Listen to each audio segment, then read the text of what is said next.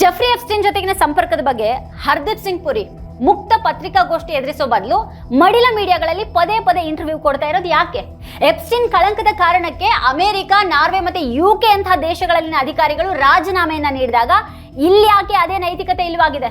ಎಪ್ಸ್ಟೈನ್ ಜೊತೆಗಿನ ಸಂವಹನಕ್ಕಾಗಿ ಅಮೆರಿಕದ ಪ್ರಮುಖ ಹಣಕಾಸು ಸಂಸ್ಥೆಗಳ ಉನ್ನತ ಅಧಿಕಾರಿಗಳು ರಾಜೀನಾಮೆಯನ್ನ ನೀಡಿದ್ರೆ ಹರ್ದೀಪ್ ಸಿಂಗ್ ಯಾಕೆ ರಾಜೀನಾಮೆಯನ್ನ ನೀಡ್ತಾ ಇಲ್ಲ? ನರೇಂದ್ರ ಮೋದಿ ತಮ್ಮ ಸಂಪುಟ ಸಹೋದ್ಯೋಗಿಯನ್ನ ಎಷ್ಟು ಕಾಲ ಅಂತ ರಕ್ಷಿಸ್ತಾರೆ? ಮತ್ತೆ ವಿವಾದಗಳ ಬಗೆಗಿನ ಝೀರೋ ಟಾಲರೆನ್ಸ್ ಬಗ್ಗೆ ಅದೇನ್ ಸಂದೇಶ ಕೊಡುತ್ತೆ? ಸರ್ಕಾರ ಮರೆ ಮಾಡೋದಕ್ಕೆ ಏನೂ ಇಲ್ಲ ಅಂತ ಅಂದ್ಕೊಂಡ್ರೆ ಎಪ್ಸ್ಟೈನ್ ಸಂಬಂಧಿತ ಯಾವುದೇ ಸಂಪರ್ಕಕ್ಕೆ ಸಂಬಂಧಪಟ್ಟ ಹಾಗೆ ಎಲ್ಲವನ್ನು ಯಾಕದು ಮುಂದಿಡಬಾರ್ದು? ಇಡೀ ವಿರೋಧ ಪಕ್ಷ ಕೇಂದ್ರ ಸಚಿವ ಹರ್ದೀಪ್ ಸಿಂಗ್ ಪುರಿ ರಾಜೀನಾಮೆಗೆ ಒತ್ತಾಯ ಮಾಡ್ತಾ ಇದೆ. ಅವ್ರು ಯಾಕೆ ರಾಜೀನಾಮೆಯನ್ನ ನೀಡ್ತಾ ಇಲ್ಲ? ಅಮೆರಿಕ, ಯುಕೆ ಮತ್ತೆ ನಾರ್ವೆಯಲ್ಲಿ ಏನಾಗ್ತಾ ಇದೆ?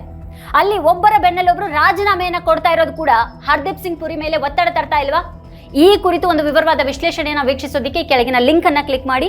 ನೀವಿನ್ನು ವಾರ್ತಾಭಾರತಿ ಚಾನೆಲ್ ಅನ್ನು ಸಬ್ಸ್ಕ್ರೈಬ್ ಮಾಡಿಲ್ಲ ಅನ್ನೋದಾದ್ರೆ ಈ ಕೂಡಲೇ ಸಬ್ಸ್ಕ್ರೈಬ್ ಮಾಡಿ, ಹಾಗೆ ಪಕ್ಕದಲ್ಲಿರುವಂತಹ ಬೆಲ್ ಐಕಾನ್ ನ ಪ್ರೆಸ್ ಮಾಡಿ ನಮ್ಮನ್ನ ಪ್ರೋತ್ಸಾಹಿಸಿ. ಹಾಗೆ ನಮ್ಮ ವಿಡಿಯೋಗಳನ್ನು ಮಿಸ್ ಮಾಡದೇನೆ ಕೊನೆವರೆಗೂ ನೋಡಿ. ಮತ್ತೆ ಅದರ ಕುರಿತಾಗಿ ನಿಮ್ಗೇನು ಅಭಿಪ್ರಾಯಗಳಿದೆ ಅದನ್ನ ವಿಡಿಯೋದ ಕೆಳಗಡೆ ಕಮೆಂಟ್ ಮಾಡಿ. ಮತ್ತೆ ನಿಮ್ಗೆ ಇಷ್ಟವಾದಂತಹ ವಿಡಿಯೋಗಳ ಲಿಂಕ್ ಅನ್ನ ನಿಮ್ಮೆಲ್ಲ ಬಂಧು ಮಿತ್ರರಿಗೆ ವಾಟ್ಸ್ಆಪ್ ಮಾಡಿ. Thank you.